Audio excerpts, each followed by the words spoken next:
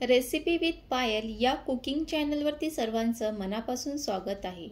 कधीतरी जेवण करायला खूप कंटाळा येतो, पण एका साईडला भूक सुद्धा लागलेली असते। अशा वेळेला झटपट काय होणार, तर तेव्हा आपल्याकडे एकच पर्याय असते, ते म्हणजे खिचडी। तर चला मग खिचडी करूया आज। रेसिपीला सुरुवात करण्याच्या आधी जर तुम्ही रेसिपी विथ पायल या चॅनलला सबस्क्राइब केलं नसेल तर सबस्क्राइब करून घ्या। सर्वप्रथम मी इथे बासमती तांदूळ घेतले आहे। तुमच्याकडे जे तांदूळ असतील ते तुम्ही घेऊ शकतात। त्यानंतर मी इथे मुगाच्या डाळीचा वापर करत आहे। डाळ आणि तांदूळ व्यवस्थित मिक्स करून घ्या। त्यानंतर तांदूळ आणि डाळमध्ये पाणी टाका आणि 3-4 वेळा स्वच्छ धुवून घ्या। स्वच्छ धुवून झाल्यावर त्याच्यामध्ये पाणी टाका आणि अर्धा तासासाठी डाळ आणि तांदूळ पाण्यात भिजत ठेवा। डाळ आणि तांदूळ याला पाण्यात अर्धा तास भिजून ठेवले होते। तांदूळ पाण्यात भिजून ठेवल्यामुळे भात सुटसुटीत होतो आणि मोकळा सुद्धा होतो। खिचडीसाठी लागणारे साहित्य: बारीक चिरलेला कांदा, टोमॅटो, कोथिंबीर, लिंबू, कढीपत्ता, मिरची आणि लसूण घेतलेले आहे। काही जण खिचडीसाठी पातेलाचाही वापर करतात, पण मी इथे कुकरचा वापर करणार आहे। कुकरमध्ये तेल टाकणार आहे। तेल व्यवस्थित गरम करून घ्या।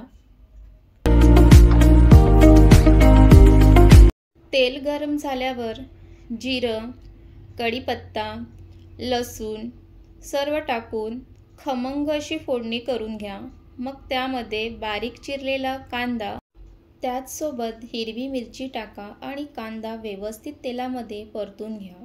व्यवस्थित कांदा परतून घेतल्यामुळे कांद्याला तांबूस रंग येतो आणि खिचडीमध्ये त्याची चव सुद्धा येते। मग त्यात टोमॅटो टाका। टोमॅटो छान मिक्स करून घ्या। टोमॅटो लवकर शिजण्यासाठी त्यामध्ये चवीप्रमाणे मीठ टाका। मीठ टाकून ते छान मिक्स करून घ्या।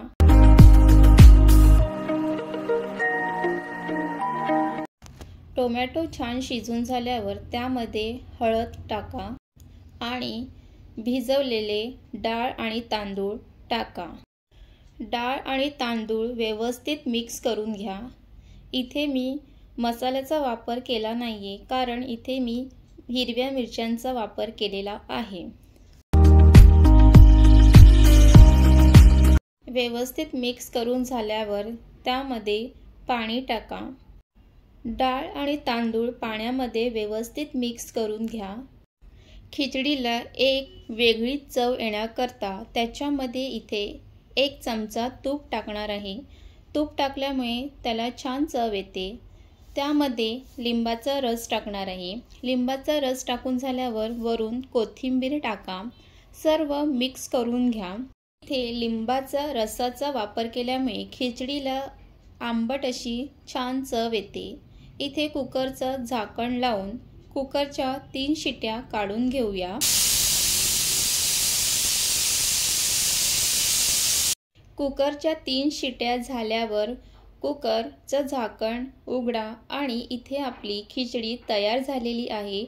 बघू शकतात की इथे खिचडीचा जो भात आहे तो मोकळा सुटसुटीत झालेला आहे, कारण अर्धा तास तांदूळ भिजून ठेवल्यामुळे असा सुटसुटीत भात होतो।